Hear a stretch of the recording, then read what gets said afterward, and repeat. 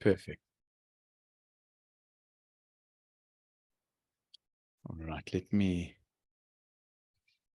get the screen going. That's coming up. All good.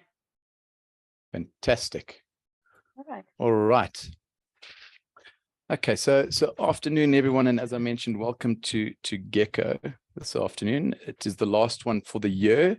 As you know, Gecko is hosted by the Gastro Foundation in association with Project Echo from the University of New Mexico. It runs, or the Gecko Fellows runs every Monday afternoon at 4:30. What we'll do is we'll go through the presentation, but as you be going through, if there are any questions, the chat will be open, so please just put any questions in there. You're more than welcome to interrupt me as we go through the presentation, if there are any urgent questions that you want to cover while we're going through.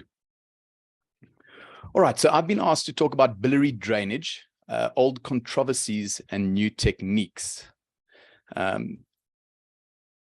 So what I'm going to start off with really is the history of biliary drainage. So if you look at when it came about, it really was around 1935, where the concept of increased bilirubin or hyperbilirubinemia increased surgical risk. And this sort of concept of preoperative biliary drainage came into effect. And for those who know Alan Whipple, he was the one who sort of proposed this preoperative biliary drainage. And initially it was done in a two-stage procedure. So the first stage was a cholecystogastrostomy in order to drain the patient. And this was followed by a Whipple, which everyone knows, the classic pancreatic duodenectomy. This continued until around 1962, when percutaneous transhepatic biliary drainage was brought into effect. And there was a shift towards preoperatively draining patients via the percutaneous route. And again, the concept at that stage was that it prevented the complications that are associated with cholestasis. ERCPs were brought in the early 1970s, and there was a sort of a shift as individuals became more accustomed to ERCPs to endoscopically drain patients preoperatively. And this really continued until around 2010, where the sort of landmark DROP trial, which is a randomized controlled trial, really brought to light the complications that are associated with preoperative biliary drainage. And this was supported a few years later by a Cochrane review, which included 6 randomized controlled trials, and essentially showed that preoperative biliary drainage versus no drainage resulted in cumulative serious complications at 120 days that was significantly high in the preoperative biliary drainage group. And as you can see, quite markedly high at 73.5% versus 37%. And the main reason was cholangitis and stent occlusion at that time. The DROP trial did receive some criticism, largely because it used a 7 French plastic stent, which we know is prone to occlusion. And it also excluded patients with severe jaundice. So those with included bilirubins up to around 250, but didn't include that group that had very high bilirubin level. But nevertheless, that sort of coined this idea of trying to select out a group of patients for preoperative biliary drainage. So the selective approach really has a number of options available to us. There's obviously surgical drainage, endoscopic via ERCP, the percutaneous transhepatic biliary drainage group, or the PTBD group, and then more recently, the endoscopic ultrasound biliary drainage group. So the outline for today's talk, really, we're going to touch on some controversies, and we're going to try and answer questions: do I need to drain a patient preoperatively? And if I do, what are the indications for preoperative drainage? Once I've drained them, how long should I wait before surgery? Touch on the controversial topic of what mode of drainage is best. Then we're going to briefly look at the old techniques, and I'll put that in inverted commas because they sort of, although they're old, they're still used today. New techniques, and then we're going to compare the old versus old techniques, and then the old versus new techniques. So before I start, really, probably the take-home message is that this data is going to evolve, and constantly one's got to keep in mind this concept of risk versus benefit. On the one hand, there's the risks around the complications associated with stenting and preoperative biliary drainage. And as we learn more about these complications, so we're going to learn more about the sort of the relative risk versus the benefit of preventing and managing the adverse effects of cholestasis. So the question that one needs to keep in mind is what cholestasis complications outweigh the stent complications, because it's this group that one could argue that we need to preoperatively drain. So the rationale up front is, I'm sure most of you know, is that the idea of preoperative cholestasis leads to a higher postoperative morbidity and mortality, and that preoperative biliary drainage may theoretically improve the surgical outcomes by improving the liver synthetic functioning, can increase the clearance of endotoxins, and improve the gastrointestinal mucosal barrier, which in turn obviously lowers the risk of bacterial translocation and associated sepsis. So that's the rationale behind this. But the question is, where did this data come from? And this is a fantastic review that was published by Van der Graag in 2009, looking at the history of preoperative biliary drainage. And what he showed was that the mortality outcome that is quoted with regards to a reduction in the preoperative biliary drainage group was largely shown in animal models. And the proposed pathophysiology in terms of the sort of pro-inflammatory effect of the obstructive jaundice, the portal and systemic endotoxemia, the impaired intracellular killing, and the increased pro-inflammatory or factors like interleukin 10, 8, and tumor necrosis factor were really shown predominantly in experimental models. And there's very scant, low-level evidence with regards to the effect of preoperative biliary drainage in humans. So he followed this up a year later with the DROP trial, which is, as mentioned, a randomized controlled trial. It was a multi-center study. It included 202 patients. And what it showed was that serious complications were significantly higher in those that underwent preoperative biliary drainage as compared to those who underwent early surgery. And that was defined as surgery within the first week. 39 versus 74%. In addition, the surgical related complications was also, although not significantly higher, there was a trend towards it being higher in the preoperative biliary drainage group, 47 versus 37%. Mortality was equal. As mentioned, this was the study that was criticized because of using a 7 French plastic stent. But we do have data subsequent to this. So in distal obstruction, we have 10 meta-analyses looking at preoperative biliary drainage versus no drainage in distal malignant biliary obstruction. And in all 10 meta-analyses, there was no difference in mortality.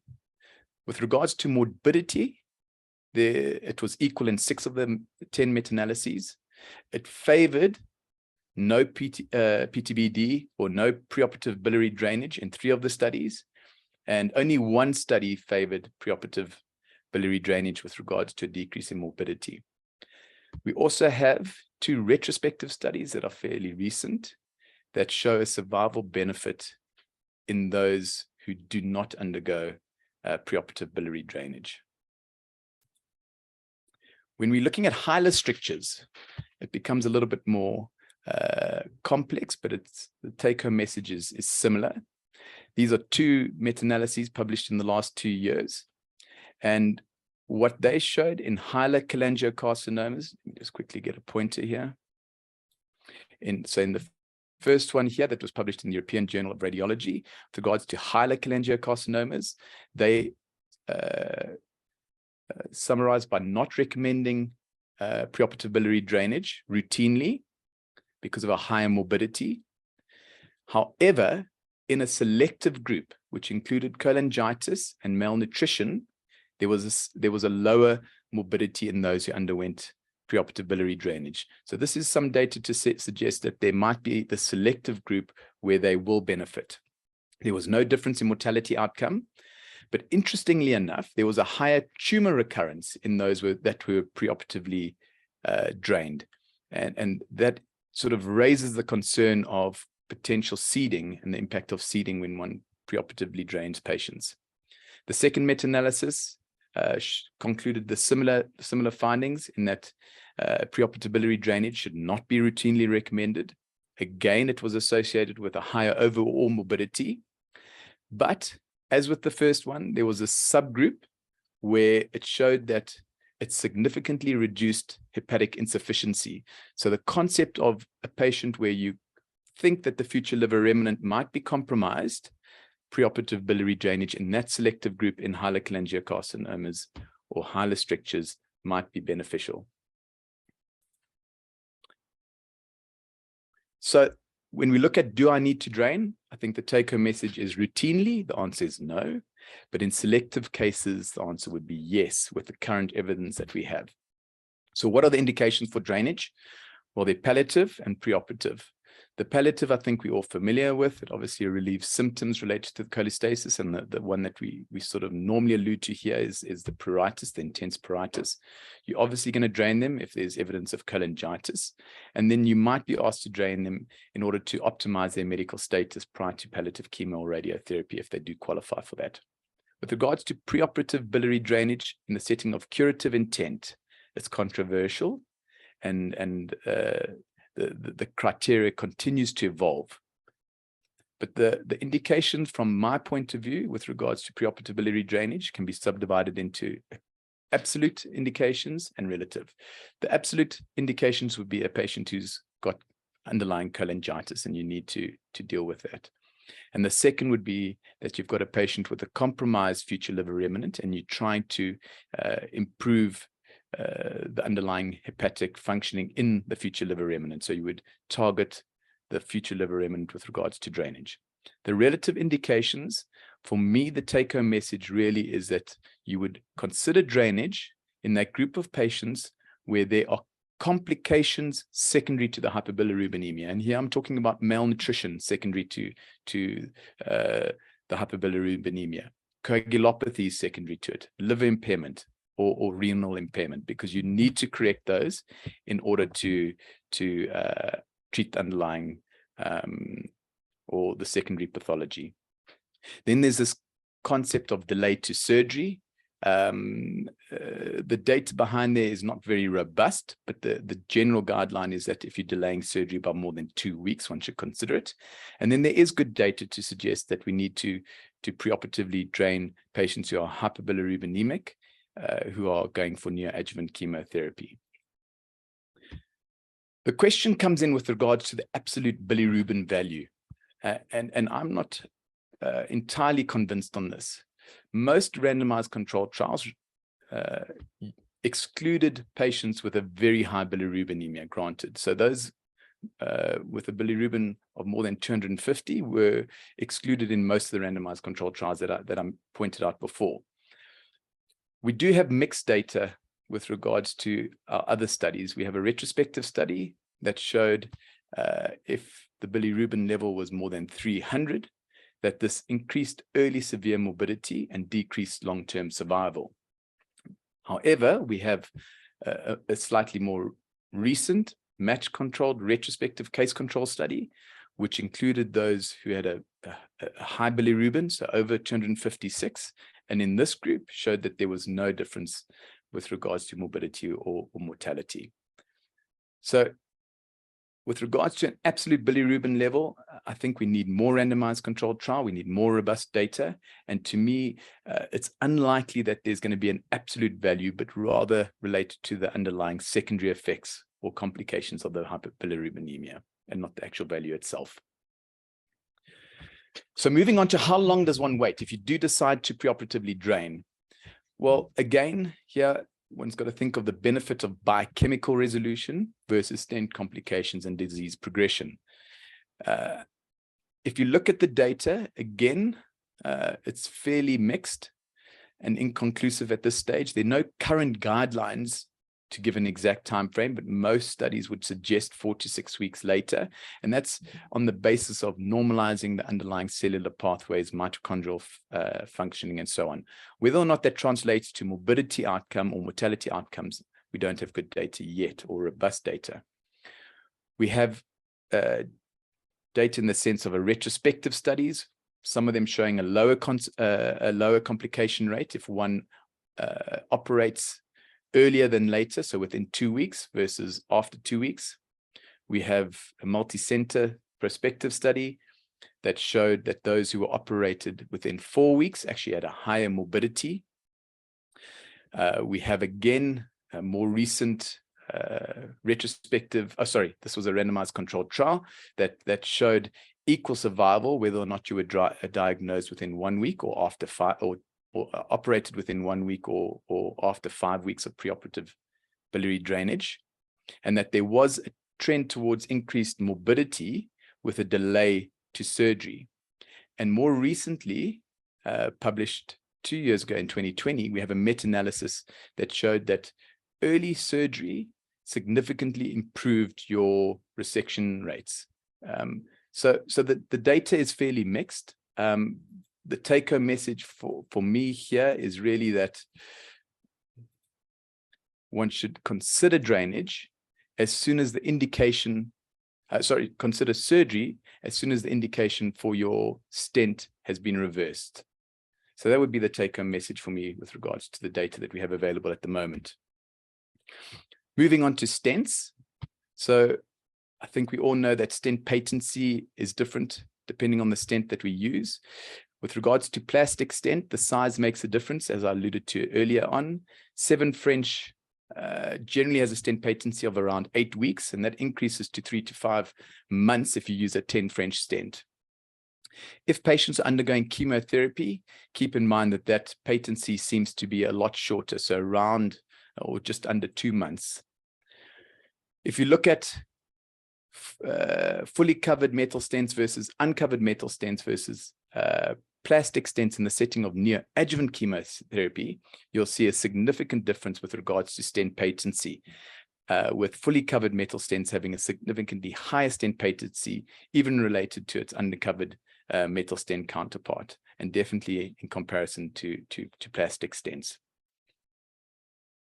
Looking at just preoperative biliary drainage, plastic stents versus the self-expanding metal stents, I think the new data is supporting the self-expanding or your SEM stents in terms of increased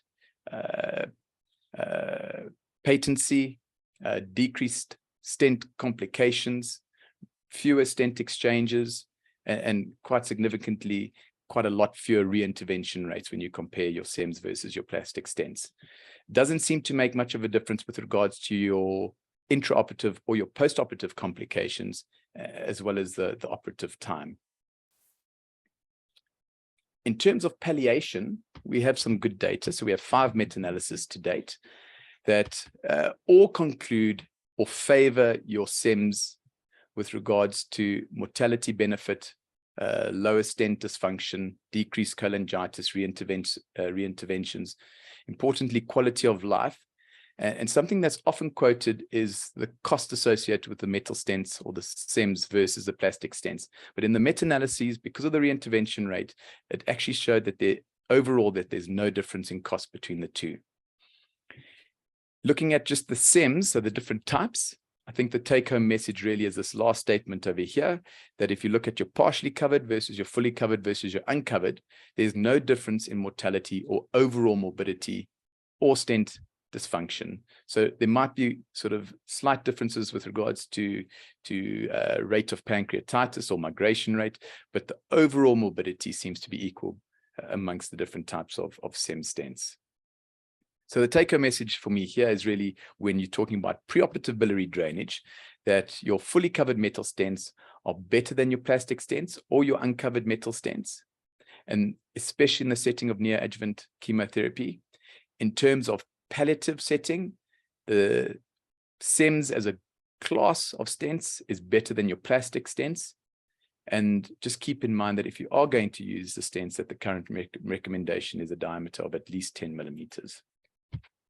So to summarize this first part of the talk, I think we need to think about selective drainage. There are indications, and as I mentioned, I divide them into absolute versus relative.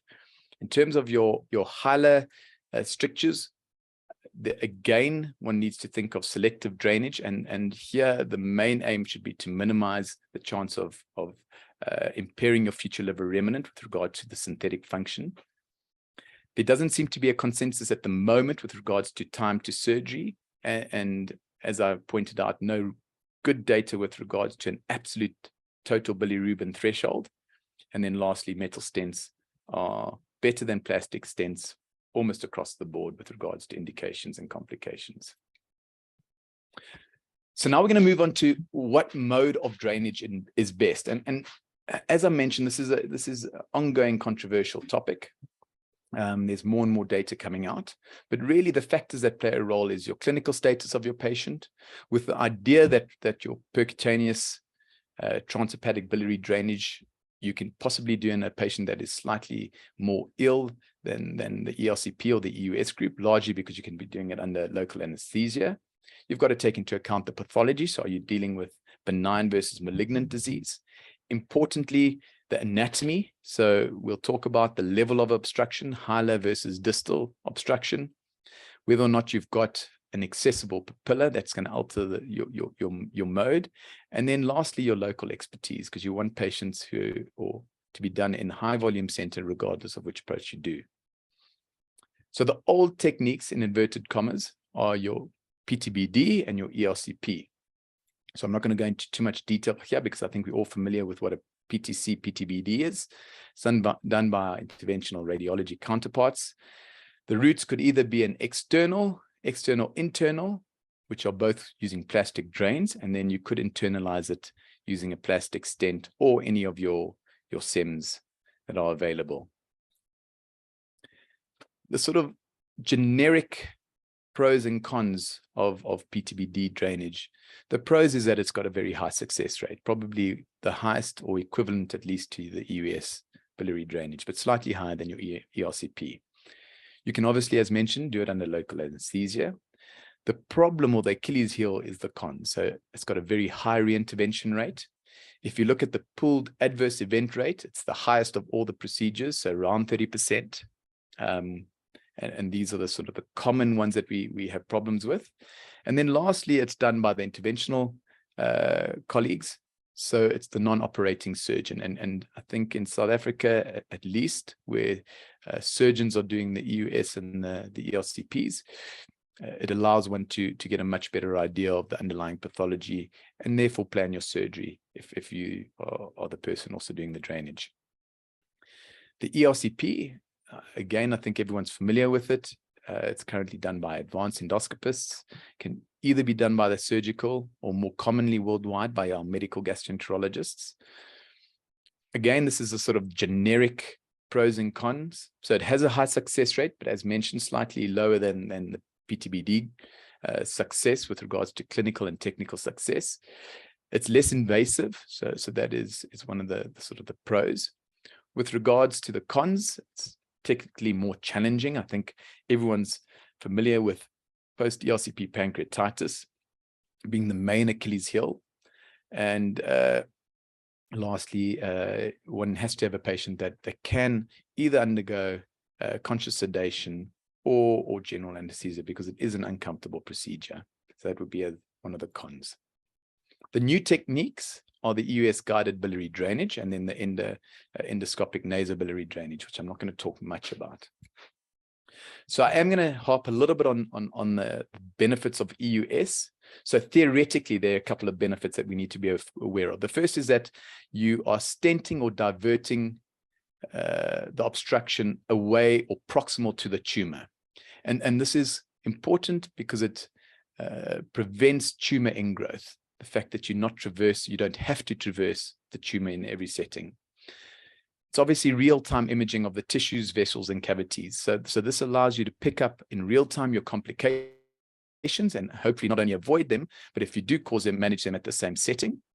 One of the biggest benefits is that you've got multiple approaches that you can use, either as a primary procedure or to facilitate another procedure. And here the ERCP rendezvous sort of comes into play. And then lastly, it's this concept of a same setting, single session management. So with the EUS, you can diagnose the patient, you can stage the patient, you can get tissue acquisition, which is becoming more and more important in the context of neoadjuvant chemotherapy. And then you can stent at the same time. So sort of a multi-tool. Just to broadly touch on the different techniques, there are two broad techniques. The first is the EUS indirect technique or EUS assisted technique, and the second is the EUS guided or direct technique. The assisted technique is basically the EUS rendezvous. So we'll touch on that in the next slide. And then with regards to the direct techniques, we've got an antegrade technique, which one basically, if you can see here, for example, would go through a hepaticogastrostomy puncture site, gain access to segment 3, ideally, place guide wire into the duodenum, and then place antegrade stent through the stricture. And then we've got transmural drainage, and here there are multiple techniques. There's the hepaticogastrostomy, the choledochoduodenostomy, the choledocho gastrostomy, the cholecystogastrostomy, and the cholecystoduodenostomy. So multiple techniques in order to get drainage.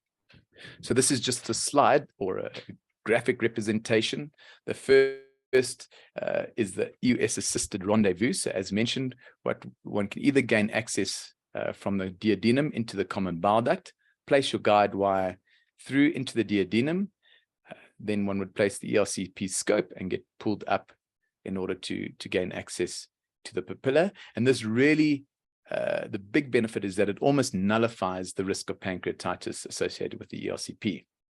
This is the second type of rendezvous technique here. So one's doing a hepaticogastrostomy puncture, gaining access through segment 3, and again placing the guide wire into the duodenum where you picked up by your ERCP, and via rendezvous technique gain access to the biliary system.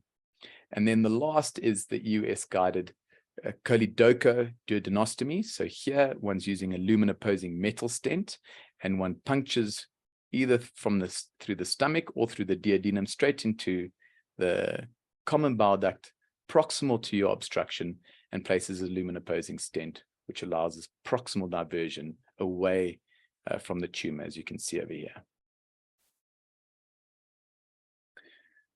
So we have other techniques. This is just EUS guided hepatogastrostomy. So here again, puncturing the segment 3 and placing a stent into segment 3 into the stomach. So again, proximally diverting the bile.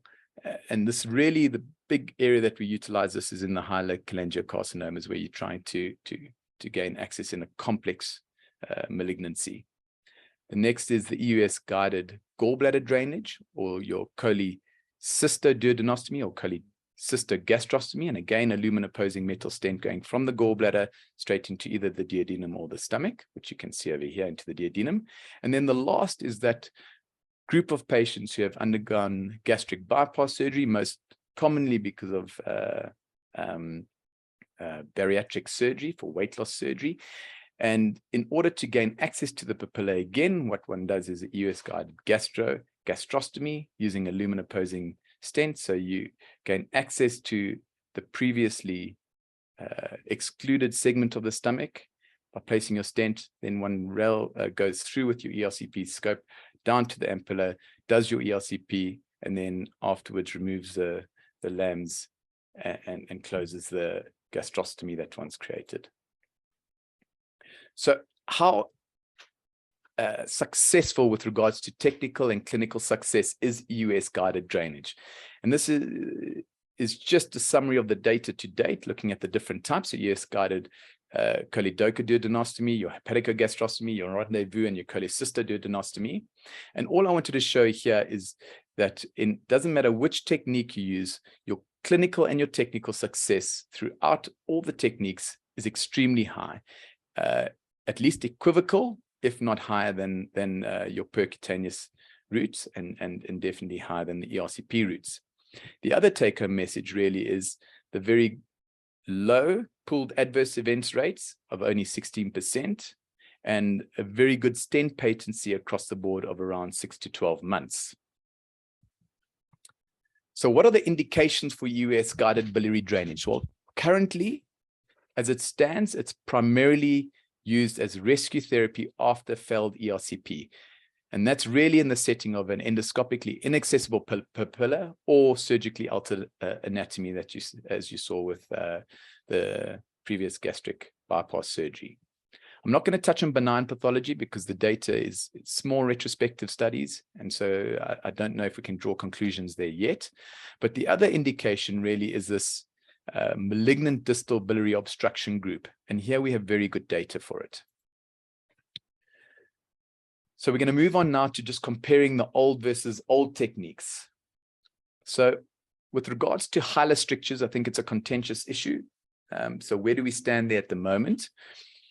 In complex hilar strictures, so your bismuth type 3 or 4 lesions, the ESGE recommends PTBD over ERCP. And that really comes from this meta-analysis that was published that included 9 studies, just over 500 patients of unresectable hilar malignancies. And what it showed was that with regards to clinical and technical success, it favored the PTBD group. It also, PTBD in this group had a lower amount of cholangitis subsequent to drainage. ERCP was slightly favored in terms of bleeding complications, but overall adverse events and 30-day mortality was equal. So really the feeling was because of the equivocal morbidity and mortality, but the higher technical and clinical success with a PTBD, it probably should be favored over ERCP for complex perihilar strictures. But when we're talking about simple hilar strictures, so your bismuth 1 or 2, or your malignant distal biliary obstruction, the reverse seems to be true. So here ERCP is favored over your PTBD.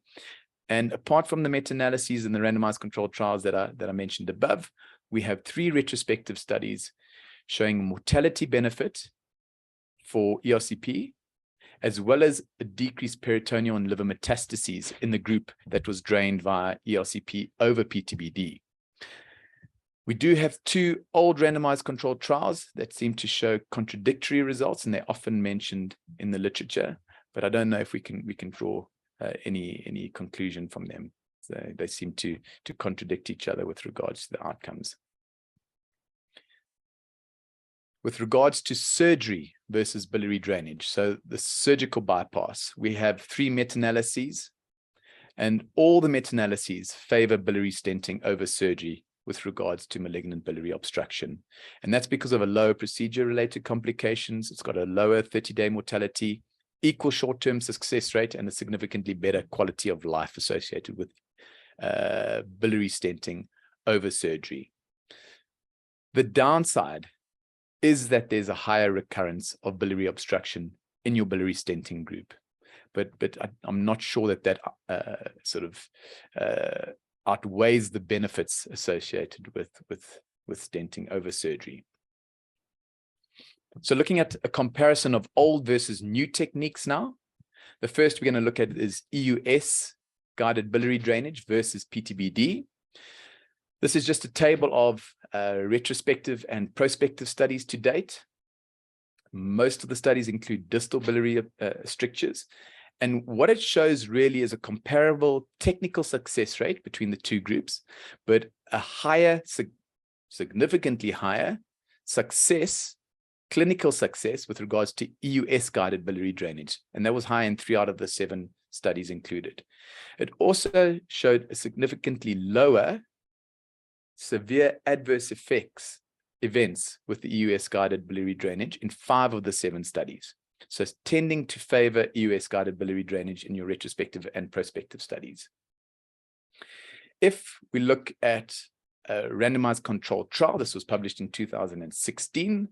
It included 66 patients, and again, it showed comparative technical and clinical success, but this trend of a significantly lower adverse events in the EUS-guided group, and quite markedly so, 8.8 versus 31%, favoring the EUS-guided biliary drainage over your PTBD group.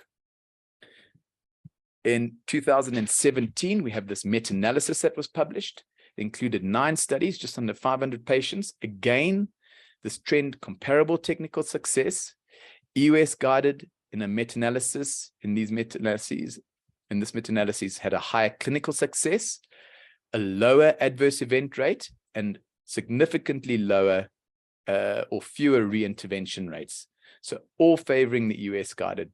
So when you compare the two, EUS-guided versus PTBD, the ESG currently recommends the use of EUS-guided biliary drainage over PTBD drainage in the context of malignant distal biliary obstruction. And I think I would have to agree with it looking at the data to date. The very controversial area of EUS-guided biliary drainage versus ERCP. So this is just a table of the randomized controlled trials to date. What it shows is a similar technical and clinical success rate between the two groups.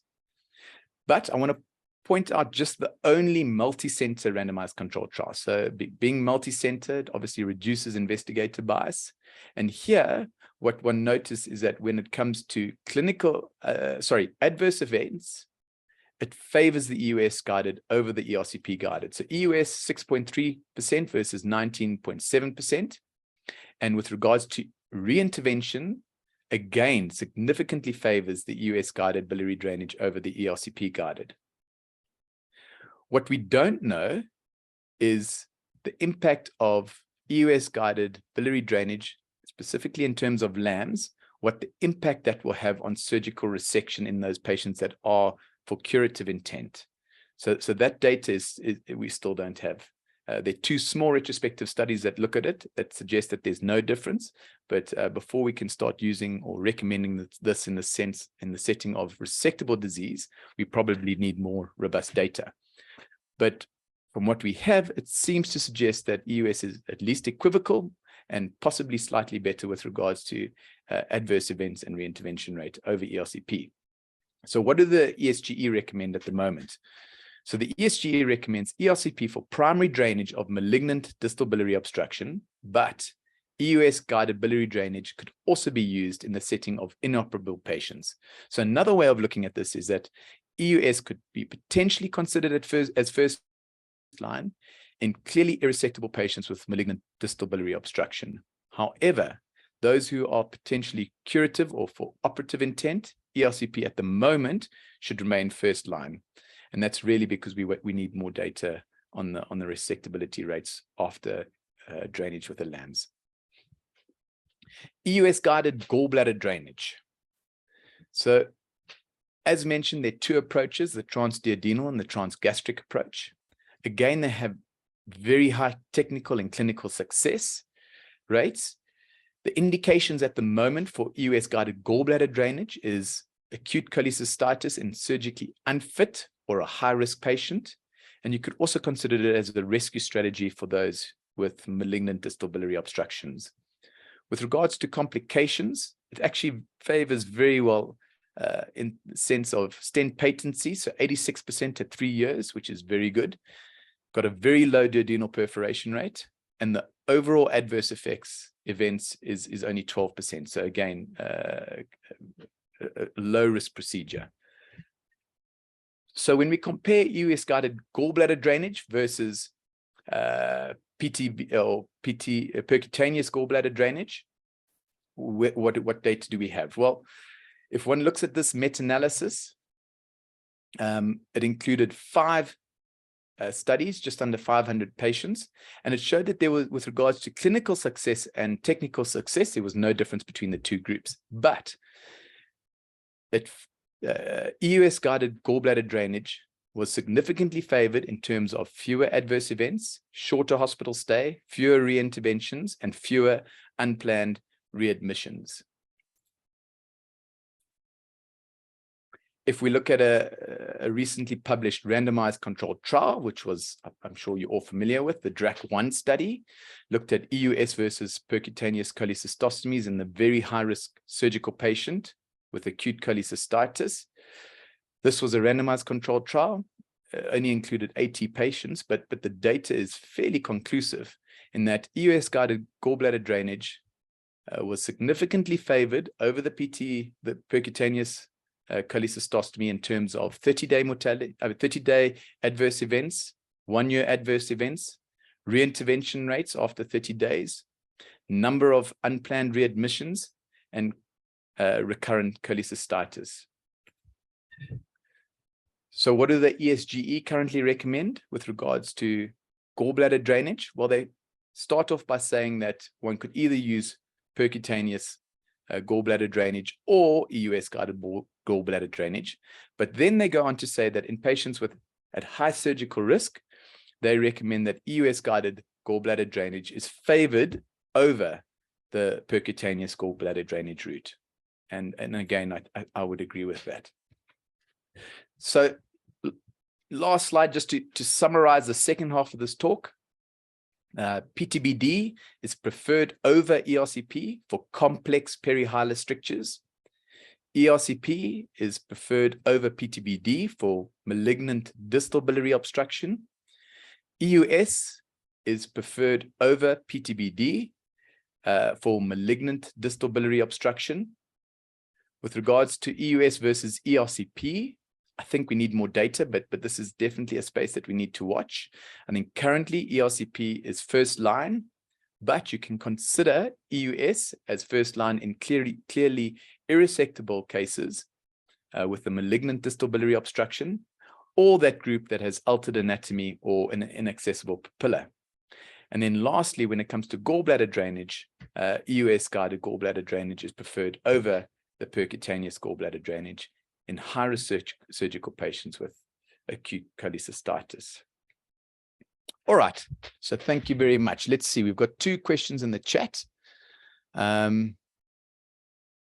me just see if I can get to that.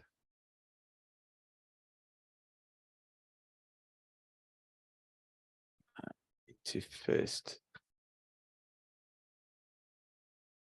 I seem to have my...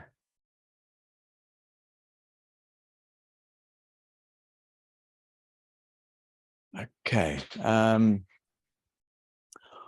All right. So the first one is from Aditi. Thank you for joining the session. Okay, that's just to remind us that there's feedback. All right. So yeah. So those are just announcements. I'm not sure if anyone has any questions. If you're more than welcome to unmute yourself, raise your hand, or type something in the chat.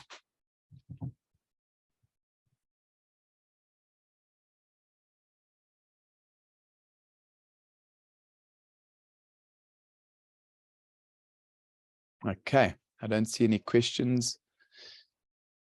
So as mentioned, this is the last session for the year. Thank you to all the presenters throughout the year for Gecko. Thanks to ECHO and the University of New Mexico for their valuable input and continued support, as well as the ECHO India team for their support. Just remember that there is a feedback form available in the chat. So please, if you guys could just give us your inputs that we can try and improve these webinars. And the recordings from this session will be available on the Gastro Foundation website.